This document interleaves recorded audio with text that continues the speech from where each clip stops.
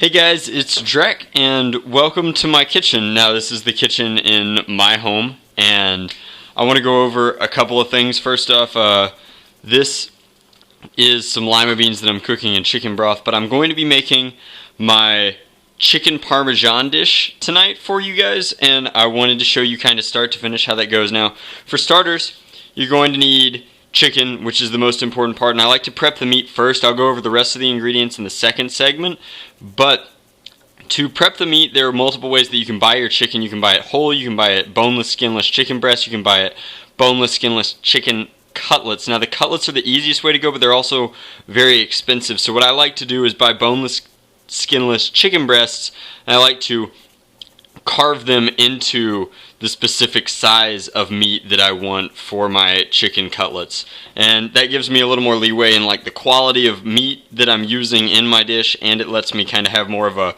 personal influence on the size and weight of the pieces that I cook with. So without further ado, I suggest trimming your own meat. The chicken cutlets are a good alternative. This is the knife that I usually use. It's important before you start anything to sharpen your knife. I usually lock my stone into my belt, and then I just sharpen my knife like that. I'm going to go ahead and toss that back, come over here. You can see that I have my cutting board out. Now, I like to shoot for almost what would constitute as like chicken tenders. It's also important to note that I washed my hands before I began this process. So for chicken tenders, I would shoot for something around this size. And I like to trim all of the fat off of my chicken because nobody really wants to eat that when it comes to a white meat like chicken, and it doesn't add that much in terms of flavor, especially the way that we'll be cooking. And then I like to make sure that the cutlet is smooth and ready for its bath. So that's how I prepare my chicken, and I'll be making a bunch of strips like this, and then I'll show you the full prep work when it's done, and we'll move on to the actual cooking of the meal. Alright guys, so this is the ingredient segment. For chicken parmesan, you are going to need Parmesan cheese. Don't use the cheap stuff, use really good, high quality Parmesan cheese because it adds the most flavor to your chicken. You're also going to need some breadcrumbs. You're going to need Italian style breadcrumbs. A lot of the flavor comes from this, so it's very important that you get the right kind, which is Italian style breadcrumbs. You're going to need milk and egg for an egg bath. You're going to need your favorite version of pasta sauce. I like the Italian sausage version of that. I think that it's sweet. You're going to need your chicken. You can see that I finished prepping the meat. These are the chicken tenders. These are chicken nuggets that I use to kind of determine the heat of my oil. Speaking of which, you're going to need corn oil to fry in. You're going to need mozzarella cheese to top off the dish, and you're going to need a bunch of pasta. This is angel hair. And then you're also going to need some red wine. You don't necessarily need red wine, but it's an Italian dish, and doing it without red wine seems terrible. The Draculina's red wine has a stir in it because she's a girl and likes putting honey in it, which is fine. You can do that too, but only if you're a girl. Alright. Cooking right now. Okay. So the prep work for the chicken parmesan is pretty simple. You need a bowl with your Italian breadcrumbs and seasoning in it, and this should be a reasonable amount. I actually think that I'll probably want a little bit more than this. Don't go too overboard because you end up throwing away what you don't use. I like to make an egg bath, which I make with a little bit of whole milk and 2 eggs. Again, you don't end up using all of it, but you need the proper consistency, so I add a reasonable amount of milk. I still want it to have some tack to stick to the chicken, and then I whisk it all together by breaking the yolks and getting a pretty consistent bath. And the chicken tenders, for lack of a better word, or cutlets, will go from this bath, and they'll get tacky and wet into this, which will make them dry, and then they'll go into here. Now this pan needs to start heating, and I'll add oil to it in a second. The lovely Draculina seems to be cooking cabbage to go with chicken parmesan, and my lima beans, I'm not 100%, but should be pretty close to done. And they seem like they finished cooking, so I'm going to reduce the heat to a simmer. They're actually really tasty. Slowly running out of wine. We'll get to the other ingredients as we need them. We'll do the pasta in just a second so that it's cooked and ready for the chicken parmesan. And I'll put up the excess stuff, but I will show you how cooking the chicken works in just a second. A lot of people don't know how to fry chicken, and it's a really important life skill. So it's super helpful having the Draculina in the kitchen right now, because when one person does the egg bath and breading, their fingers undoubtedly get breaded as well, and it winds up just being a mess. Now it's totally worth it, but it is definitely a mess. So this is kind of what you're looking for here. Oh look, cranberry cheese. And once these are done, my oil should be hot. The oil's in the pan right now. We've got it on a 7-ish, and we should be good to go. Hey guys, so I got my tongs out. I've already done one test piece, but I want to show you guys how I do the test pieces. And once the oil gets hot, and it's really just a matter of experience, you can kind of feel it. Like you can see that after about 5 seconds, it's too hot for me to keep my hand over there. So that's about the temperature that I look for. But a great way to do it is to take the scraps from when you were trimming your chicken, I call them nuggets, and use those to kind of test your oil. And like you can see that putting these in here, we are definitely very, very hot, very ready to be cooking, and these cook very, very quickly. In fact, I'll be taking these out in a reasonable amount of time. It's worth noting that the Draculina has set up a kind of draining area here where you can set the chicken that the paper towels will take a lot of the oil off of it. So like I said, these cook very quickly. These are ready to go almost instantly, so we are ready to take our larger pieces of chicken, which take a little bit longer to cook, and lay those in. But frying chicken is just that easy, and it's a really good like college, early adult life skill to have. And you were just going to town on this.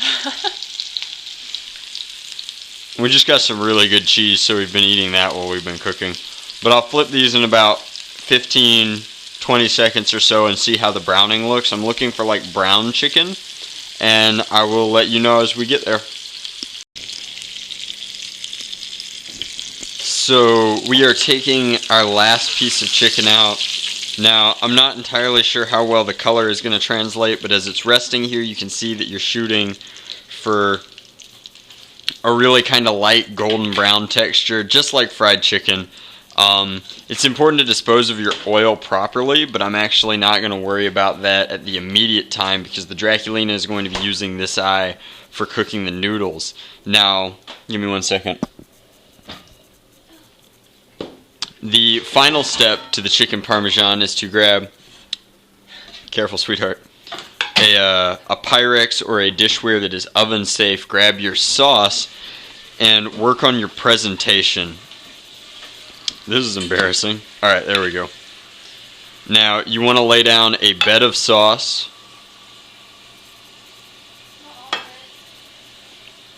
And leave about 1/3 of the sauce in the jar. And then you want to kind of spread it out.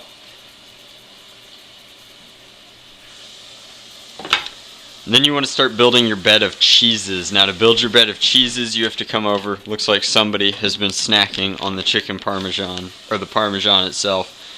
And you want to lay the chicken into here with the sauce.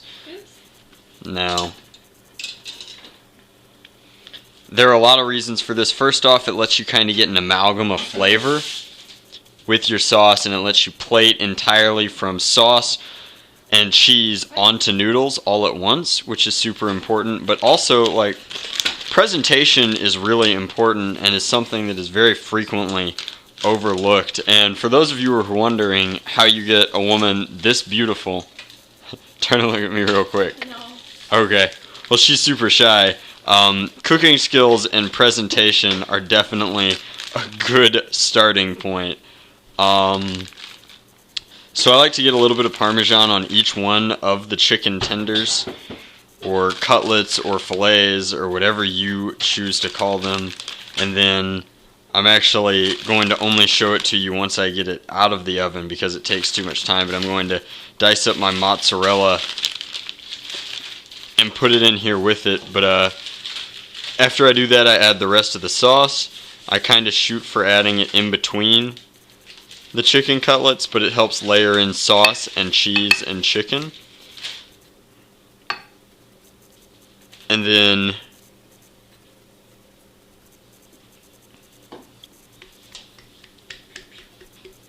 that looks like the end of the sauce. I come over here and I'm going to add it into my oven. My oven has been preheated to about 350. I know it looks like it's at like 325, but it's not. My oven is very fickle, and so it needs to be a little lower than it is. And I'm going to set it in there for about 10 minutes. So the next segment should be me pulling it out of the oven. In case you're stupid, noodles go in hot water. Okay, we're gonna see if the noodles are done. Just pluck one, and yep, noodles are done. So our kitchen timer just ended. I'm gonna come over here to grab my oven mitt. I'll kill this first so I don't forget. Coming in here, you can see that the cheese is melted nicely and everything's kind of reached a really good amalgam. I actually really wish, excuse me sweetheart, that you guys could smell this, because it smells like chicken parmesan, which is exactly what we're looking for. But I'll show you one final segment of the plating. I think I'm going to be eating lima beans, the Draculina is going to eat cabbage, and the noodles are clearly done. Alright. So here at Casa de Drac, we use playmats as placemats because we have hundreds of them everywhere from all the Magic the Gathering that we do. But I figured that I would show you the final plating. I have a little bit of cabbage, whereas the Draculina has more cabbage than lima beans. I have more lima beans than cabbage because that's all personal taste. I am on Glass of Wine number 3, and the Draculina is on Angry Orchard Cider at this point.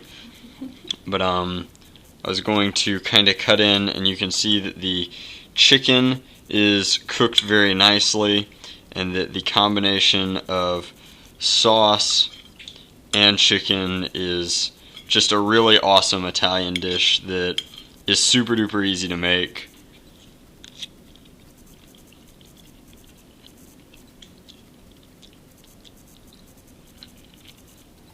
I think that the grand total for this meal is like $1 in lima beans, maybe $1 in cabbage, $3 in chicken, next to nothing in noodles, and then a $3 bottle of sauce. Like, this is a very, very inexpensive dinner. It's super intimate, it's super delicious, and it's super duper easy to make. If you follow these simple instructions, you should turn out somewhere similar to ours.